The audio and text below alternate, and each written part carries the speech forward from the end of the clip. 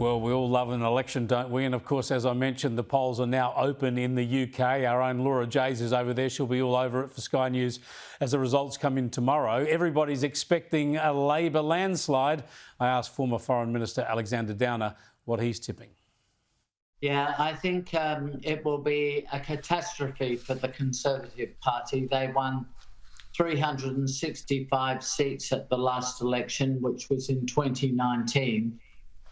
The expectation is that they'll win around 100 seats this time, so it will be a massive loss for them, and Labor will end up with a huge majority. So it'll be a catastrophe for the Conservative Party, and Labor will end up with such a big majority, there will be very little opposition in the Parliament to them.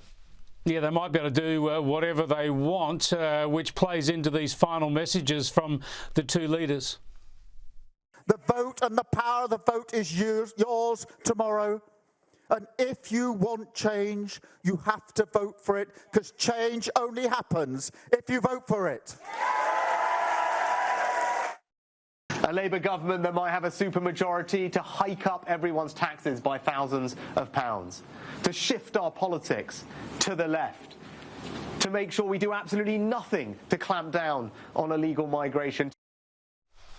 Yeah, Keir Starmer there, of course, making sure people do turn up and vote, don't take it for granted. And Rishi Sunak saying, look out, with a big majority, they'll up your taxes and do all those things that left of centre governments like to do, a bit of fear-mongering. But it's not going to frighten people enough, I wouldn't have thought. No, I mean, the Conservatives have destroyed themselves through their constant changes of leadership. The collapse of the Boris Johnson leadership, followed by the catastrophic Liz Truss time, 49 days as the Prime Minister, has left them in a shambles, really. They're a very divided party. Rishi Sunak has done his best over the period he's been the Prime Minister, 18 months or so, to try and pull the show back together again, but he hasn't really been successful. There's too much division in the party, too much internal fighting. I mean, people have just had enough of the Conservatives now after 14 years, and no excuses and no scare campaign is going to work. Now, you're in the US at the moment, and of course, politics in the US has just been in absolute chaos over the past week. After the debate, we knew that Joe Biden wouldn't be able to stand up in a live television debate, and of course, the whole performance was pretty terrible. This was probably the worst bit. Making sure that we're able to make every single solitary person eligible for what I've been able to do with the COVID. With dealing with everything we have to do with. Look, if we finally beat Medicare. Just terrible stuff. Now, Alexander Downer, they're going to have to get rid of Joe Biden. They can't put him up for another 4 years. But there's an easy way to do this and a hard way. The easy way is he resigns tomorrow and you already have a new president. The vice president steps up, Kamala Harris, and she becomes the candidate, even though most people think she's not a very good one. Or they have to go through a very difficult process, probably at the convention, to choose a new ticket.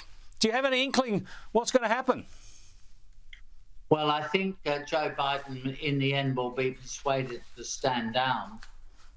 What they'll do to find another candidate is a very open question. They won't want Kamala Harris because she's herself very unpopular and would make a bad candidate. They have other candidates, a couple of the state governors, the governor of Maryland, Wes Moore, the governor of Michigan, Gretchen Whitmer. These would be very credible candidates, and they might even be able to win the election against Donald Trump. But with Joe Biden, the polls all show a collapse in his support now. I mean, Trump is something like 6% ahead in the latest New York Times poll. So I think he himself is pretty much finished. It's a huge crisis for the Democratic Party because unless they find another good and credible candidate, and candidate has to be a middle-of-the-road person, not a very left-wing person. And the party apparatchiks are pretty left-wing, so that in itself will be a challenge. But if they stick with Joe Biden, they're going to lose. Yeah, it's a hell of a mess, but they've only got themselves to blame. The Democrats should have been looking at all this years ago, if not months ago. Thanks for joining us, Alexander Downer. I appreciate it. It's a great pleasure, Chris.